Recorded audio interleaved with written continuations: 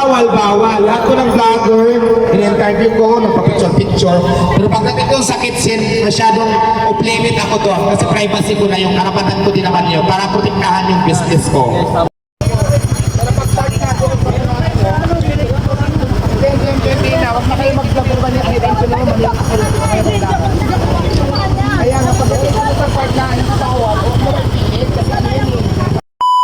Hindi na ako kumapayag na i-video nyo kasi ang nangyayari kasi katulad yan papasok doon para mag-video nang hindi naman sila utols. Pero pabawalan namin pag sinita, galit ka, tapos mag-upload, masama pa ako.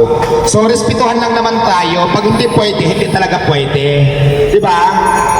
Kasi siyempre, pinoprotektahan ko din po yung aking tindahan. Kasi diba, dami ng babash? Diba? Dami basher.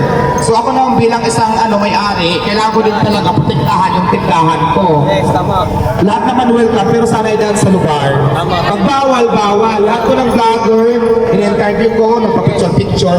Pero pagdating ko sa kitchen, masyadong off-limit ako doon kasi privacy ko na yung karapatan ko din naman yun para protektahan yung business ko. So wag po kayo magagalit kung sinita kayo namin kasi karapatan ko yan. Diba? Welcome po ko sa lahat ng vlogger interview, sinasabi ko na yan paulit-ulit.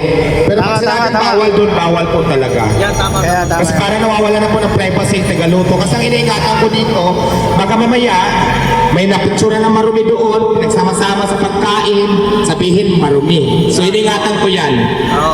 Kaya sana maintindihan nyo ako bilang isang may-ari naman. Yun lang.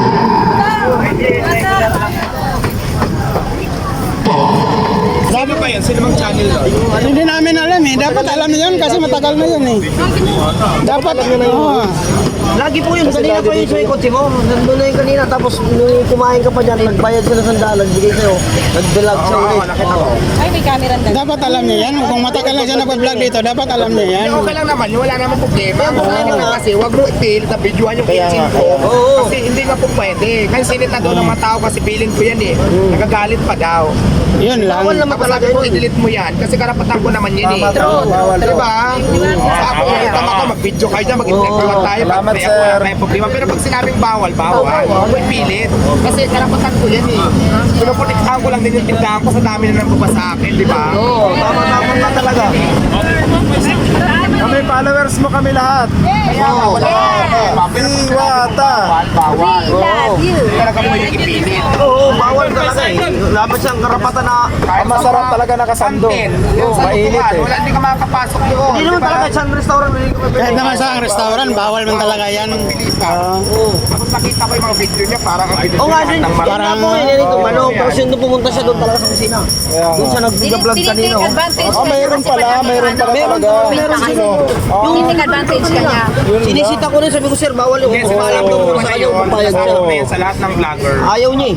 Mag-off limit muna ako sa kitchen kasi nga mahirap. Oo, Diba? bawal po Ang talaga talagang yan. Kain kitchen nyo mo ng talaga yan kasi magkakaroon niya ng kwan kasi makala. Talagang makala talaga ang food sa kusina kasi agad nagluluto. Tapos iba-vlog mo, ay may daga dito, may Oo, yan ang pwede iniiwasan ko.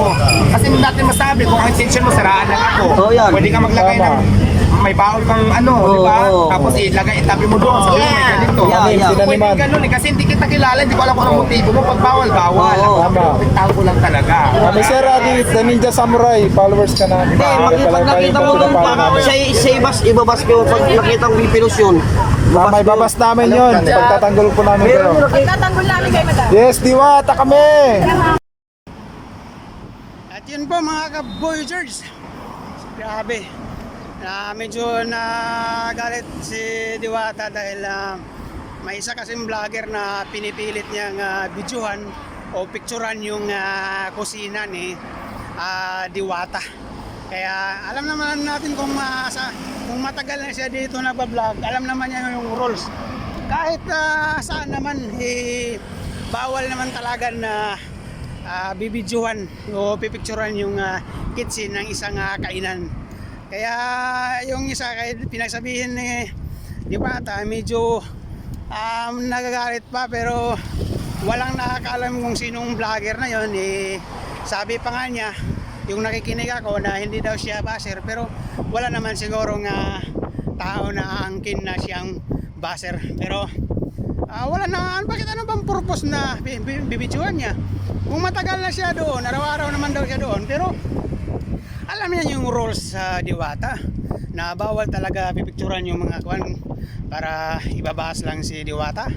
Hindi yun maganda kasi madaming madadamay na mga vlogger na katulad namin dito. Kaya shoutout sa'yo kuya kung sino ka ng vlogger na yan. Okay, peace tayo. I love you. Thank you.